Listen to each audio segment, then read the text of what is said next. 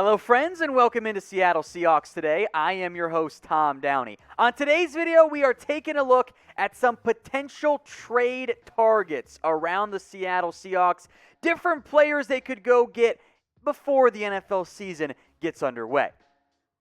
Our first trade target here is around Julio Jones because, of course, right? Now, Julio has made it known that he wants out of Atlanta. There have been the leaks, the potentially planted, maybe not trade or phone call with Shannon Sharpe. And then, of course, there's also the conversations that reportedly Seattle and Atlanta have had around Julio Jones. Now, adding Julio Jones would instantly make this team, trio-wise, and really I think just receiving core in general, the best in the NFL. Imagine Julio Jones and DK Metcalf on the outside, Tyler Lockett lined up in the slot. I mean, Russell Wilson is just so excited about that one. Of course, Seattle did just spend its premium draft pick in this year's draft on a wide receiver. That was Dwayne Eskridge, who I think their plan is to be wide receiver 3 this upcoming season. And at the same time, there's an issue here. You just paid Tyler Lockett. I am of the belief that Julio Jones is going to want a new deal because he's got little guaranteed money after this year. His agency is not going to let that happen at his age. DK Metcalf is also due for what could be a record-breaking contract extension. Now, yes, the salary cap is going to rise, but investing top-tier receiver money in 3 different guys and having a second-round pick on your roster is a little bit dicey.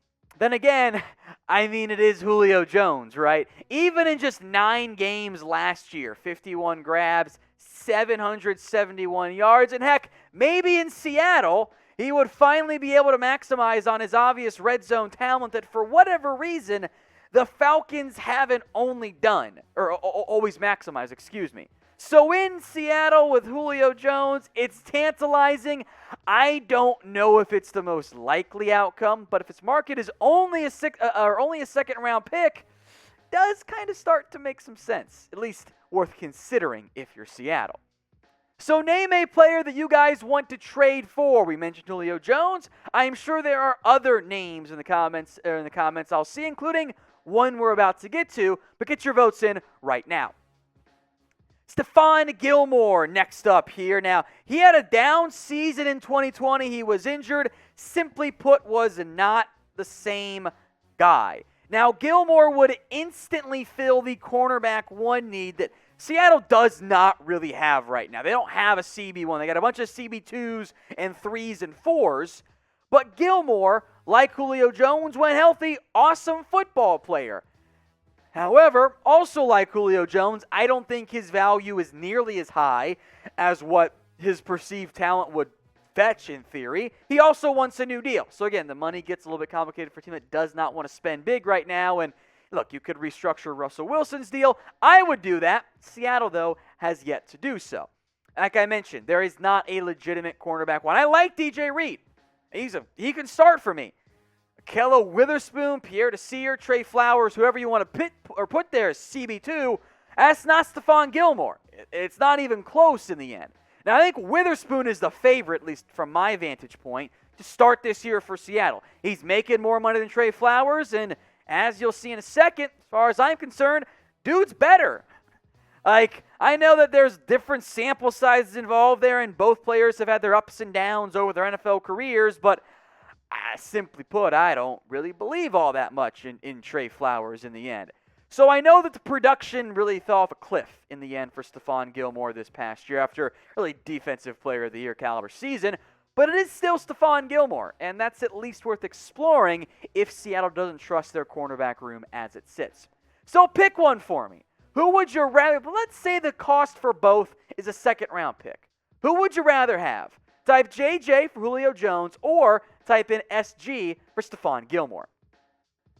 Another Falcons player now on offense. This one, not many rumors around it, but I'm connecting dots here, right? Matt Hennessy, the current Falcons center. Those of you who have watched the show for a while know I'm not really sold on Ethan Posick. At least I'd like to see some more competition brought in there from that perspective. Now, the Falcons just drafted Drew Dahlman at center, around later than where they took Matt Hennessy, but I think he's going to compete for the starting center role. And this is a new regime. They took a new center after taking one in the previous draft.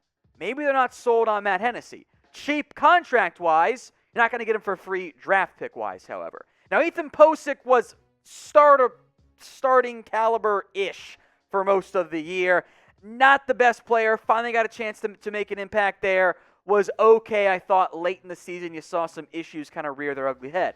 Now, Hennessy wasn't great by any stretch of the imagination either, in not quite a full season either. But again, if you could get him for, let's just say, a 4th or a 5th round pick and potentially upgrade at center along the way, I would at least consider that if I were the Seattle Seahawks. Maybe the 5th round pick is the sweet spot from Seattle's perspective, or a 5th round pick value, I'll say in the end. So I would explore it.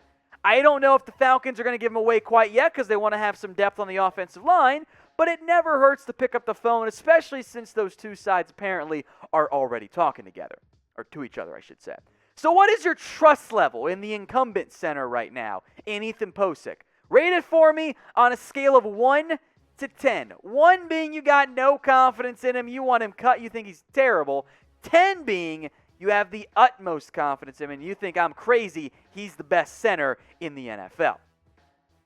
If you haven't already, go download the News Break app, chatsports.com/SeahawksNB. The link is right there at the bottom of your screen. If you haven't already downloaded it, do it right now. We got Seahawks videos for you guys up there, plus a whole bunch of other content like news, of course, which is the whole point of the News Break app, tailored to your local area. That way it's not just a Seahawks NFL sports-focused bubble like I built for myself. Instead, you can also get essential local news, weather, politics, updates, all those types of things. So check the comment section and the description as well. chatsports.com/SeahawksNB. Back to defense now. Akiem Hicks, the defensive lineman for the Chicago Bears. Now, simply put, he hasn't been as dominant since an unfortunate run of injuries in 2019, a knee sprain, 2 different elbow issues in October and December of that year. His contract is a bit pricey, and the Bears not in a great salary cap spot right now. They could chip him off for maybe an early day 3 pick, somewhere in there. Now, Seattle would owe him $10.4 million this upcoming year. He would, much like Gabe Jackson, for example, probably have to redo that deal. I think you would get a better Akiem Hicks than what you saw in 2020. At least that would be the expectation, right? Because this level of production, admittedly for a Bears defense that wasn't as good as hoped in 2020, isn't worth $10 million. That's too much to pay for a player of that level of production. But I do think it is worth investigating if you are the Seattle Seahawks. Just how much is it going to cost? Is it expensive? Not that expensive? So from that perspective, if I were the Seahawks and you could get Hicks on a reduced contract, I would pick up the phone and call. All right, over to B.J. Hill now, who is cheaper, probably not the same high-level player as Akiem Hicks, but if you want some more interior defensive line depth, which I kind of do, I'm going to call the Giants. Now, Dave Gettleman loves defensive linemen. He has too many as the roster is already constructed. But Hill flashed as a rookie in 2018. 5.5 sacks, couple tackles for loss as well. I wonder if a different destination with more playing time specifically would help unleash B.J. Hill back to that 2018 form. His contract's not that expensive, just $2.18 million. That's doable for the Seahawks organization right now. And again, I'm intrigued with the guy we saw in 2018. Is he a perfect player? No, of course not. But are you looking for a potential high-end rotation impact piece? I wonder if B.J. Hill could be that guy. And I don't think he'd be that expensive. Frankly, from an investment standpoint, I think you'd be able to get him for a 6th or a 7th round selection. He wasn't that impactful in 2020. A sack and 2 tackles for loss. He didn't play nearly as much. I liked him coming out of NC State. I think that could make some sense as an under-the-radar, cheaper option. Because if I'm Seattle, I got Poona Ford. I love him as my nose guard. Al Woods is okay, I guess. L.J. Collier, Rasheem Green are the guys you're banking on taking a big step forward.